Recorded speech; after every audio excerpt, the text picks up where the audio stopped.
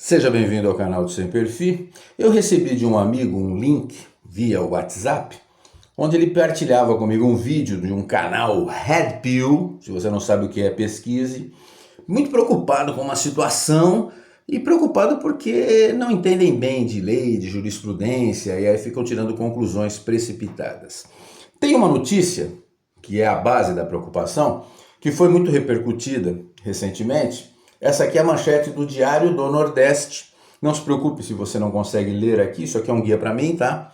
Mas se você quiser ler a notícia, vá no Diário do Nordeste e veja. A manchete é: partilha de bens adquiridos antes da união estável é possível, decide o STJ. Então tem muita gente aí dizendo: ah, meu Deus, o cara vai ser responsável por dividir o patrimônio com uma mulher que ele, de um período que ele nem conhecia a mulher, um período anterior à união. Não é isso que está dizendo aqui a manchete, não. A manchete pode até dar a entender isso, mas não, é só você ler o corpo da matéria e estudar um pouquinho que você vai ver que não é nada disso. A manchete secundária diz: segundo os julgadores, é preciso ser provado o esforço comum para a aquisição do bem. E isso é só chover no molhado, tudo bem? Então, o tema central é a união estável. A Constituição de 88 já trazia essa figura, né? Que já existia, não foi a Constituição que criou, já existia. A Constituição citou porque era uma coisa que acontecia aos milhões. Então olha o que dizia a Constituição de 88. Para efeito de proteção do Estado, é reconhecida a união estável entre homem e mulher como entidade familiar.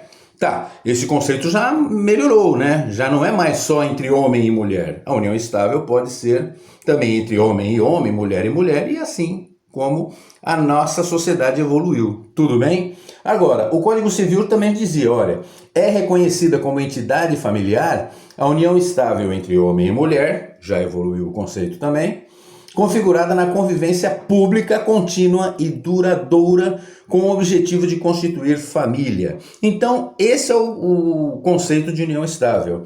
É a união pública, contínua e duradoura. Simples assim, tá?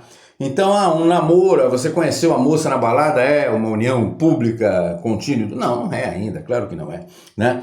Então, existe depois a lei, a criação da lei, lá aqui em 96 foi criada uma lei para trazer mais luz aí ao que é a união estável e estabelecer como lei algumas coisas que eram tratadas como jurisprudência.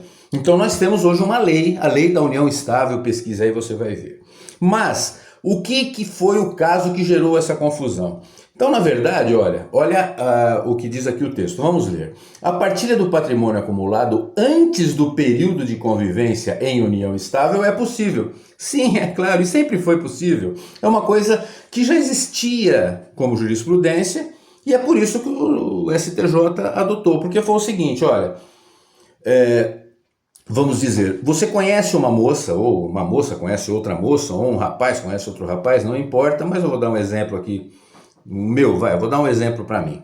Eu conheço uma moça e a gente começa a ter uma relação, começa a ter um namoro. Isso já é união estável? Ainda não, nós não temos uma relação pública, duradoura e tudo mais. Agora, e antes do período de convivência, antes que a gente resolva realmente conviver como uma entidade familiar, nós podemos fazer planos. Então, enquanto ainda não somos uma entidade familiar, enquanto ainda não estamos vivendo em união estável, de repente nós fazemos planos e a gente começa a juntar dinheiro para comprar um apartamento. Então a gente junta um dinheiro lá, ela trabalha, eu também, a gente vai depositando numa conta minha, porque a gente decidiu assim, e aí a gente compra um apartamento antes até do período de casamento, antes do período da união estável. Não é justo que, se for dividir o patrimônio, em qualquer momento seja dividido corretamente? É lógico que é justo, não é? Então isso é o óbvio ululante. É claro que a partilha do patrimônio acumulado pode se estender dessa maneira até o período anterior ao período de união estável. Isso é óbvio e é simples de entender, né? Agora, olha, o grupo de ministros julgou um caso de um casal. Olha o caso, a situação fática. Eles viviam um relacionamento desde 78, então antes até da Constituição Federal. Eles viveram em união estável a partir de 2012. Não é bem verdade. Eu fui ver o caso, eles fizeram um termo de união estável em 2012.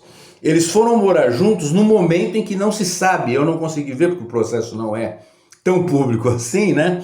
Então, em um determinado momento, entre 78 e 2012, eles foram morar juntos, né? E neste momento, eles viveram juntos uma relação informal, tudo bem? Aí, num determinado momento, lá em 2012, eles fizeram o tal do termo de união estável, porque tinham alguma burocracia para resolver. Algum clube exigiu que eles fizessem, apresentassem ou a certidão de casamento ou o termo de união estável para frequentar, e eles foram lá no cartório e fizeram o tal do termo de união estável, apenas em 2012. Agora, se você mora com uma pessoa e não fez o termo, você não está em união estável? Claro que está, se você atender aqueles requisitos que eu já falei, né? Então o termo é apenas uma suplementação, tudo bem? Uma necessidade burocrática para algumas finalidades, né? Agora, eles adquiriram propriedades entre 85 e 86, lógico, antes de entrar em vigor a lei de 96. A lei de 96, ela estabelece como presunção que todos os bens comprados a partir da união estável são frutos do esforço comum, e é óbvio que seja. Mesmo que só um dos cônjuges trabalhe, o outro está cuidando da casa, está cuidando do filho, está cuidando da convivência. Então, depois da lei, isso ficou patente, mas isso já era jurisprudência antes, né? Então, o que o STJ determinou é que a propriedade, ela é de acordo com a lei vigente na época. Então, a ministra Nancy Andrighi, que é uma excelente jurista, né? Ela falou, olha, a jurisprudência para o caso é esse daqui, antes da lei de 96, né? A jurisprudência era essa e é por isso que vocês têm que seguir. Então a relatora falou assim para a mulher, falou, olha, não está valendo aquela presunção. Se você, primeiro, ela tem que provar que havia a convivência familiar, né, que havia a união estável antes do período, né, no período da compra, e se não havia, né, a convivência familiar, a união estável, apresente provas de que você ajudou a contribuir para isso. Né? É simples assim, é uma coisa que é até básica, né? Então não tem nada de discussão. Eu nem vou entrar no mérito de para que lado que foi a decisão judicial, porque isso não importa.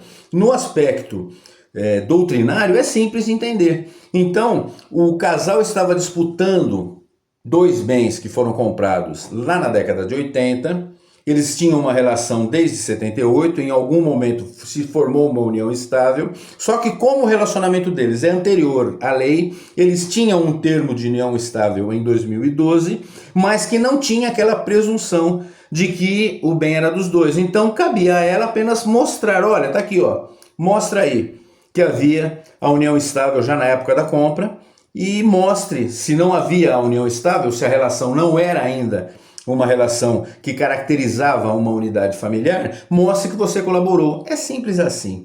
É algo parecido como, por exemplo, vou dar um exemplo hipotético aqui. Eu contrato aqui para minha casa uma empregada. Ela vai fazer aqui os serviços da minha casa diariamente, tudo bem? Só que eu faço um contrato informal. Eu, de boca, deposito lá o salário, ela vem trabalhar. E ela fica assim por 2 anos. Depois de 2 anos eu formalizo, eu vou lá e registro, como deveria ter feito desde o começo, faço o registro da moça. E ela trabalha mais 3 anos. Terminados esses 5 anos, eu a dispenso e ela entra na justiça dizendo assim, olha, eu trabalhei lá durante 5 anos e ela demonstra, né, eu trabalhei lá e demonstra o vínculo empregatício pelo registro, que foi feito há 3 anos atrás. E eu trabalhava lá manipulando produtos de limpeza de piscina e tudo mais, e ela pede um adicional de insalubridade. Aí o juiz do trabalho vai falar assim, não, olha, como ela manipulava e ela demonstra provas de que ela manipulava esses produtos, ele fala, o senhor está condenado a pagar, nesse período aí de que ela trabalhou para o senhor de 3 anos, a insalubridade, e me condena a pagar a insalubridade. E aí ela pega e fala assim, não, mas eu trabalhei 2 anos de maneira informal. E aí o juiz, obviamente, vai falar assim, faça a prova disso. Então ela vai trazer provas, ou testemunhal, ou documental, vai demonstrar através de registros bancários e tudo mais, de que ela trabalhou esses 2 anos de maneira informal para mim. E como na lei aí, principalmente no direito do trabalho, vigora o império dos fatos, eu vou ser condenado a pagar os 5 anos. Agora, é justo dizer que numa manchete de jornal ou num entendimento que a pessoa é obrigada a pagar indenizações, né, mesmo antes da pessoa trabalhar para o empregador? Não, não é justo, porque ela já trabalhava. Então, a manchete não poderia ser: patrão é condenado a pagar indenização por período que a pessoa não trabalhava para ela. Isso não é verdade. Ela já trabalhava para mim. Então, isso daqui nada mais é, como eu disse, que chover no molhado. Não tem nada a ver com o que dá a entender o título original, que é partilha de bens adquiridos antes da união estável. É possível? Sim, e sempre foi possível, né? Tanto que alguns veículos de mídia deram a seguinte informação: olha, partilha de bens adquiridos antes da lei da união estável. Aí melhorou o título, né? Melhorou o título. Então, a decisão do STJ, como nós podemos ver no próprio portal do STJ, olha, a partilha de bens adquiridos antes da lei exige prova de esforço comum. E isso, como eu disse, é só chover no molhado, é uma coisa normal, não tem nenhuma novidade nesse processo.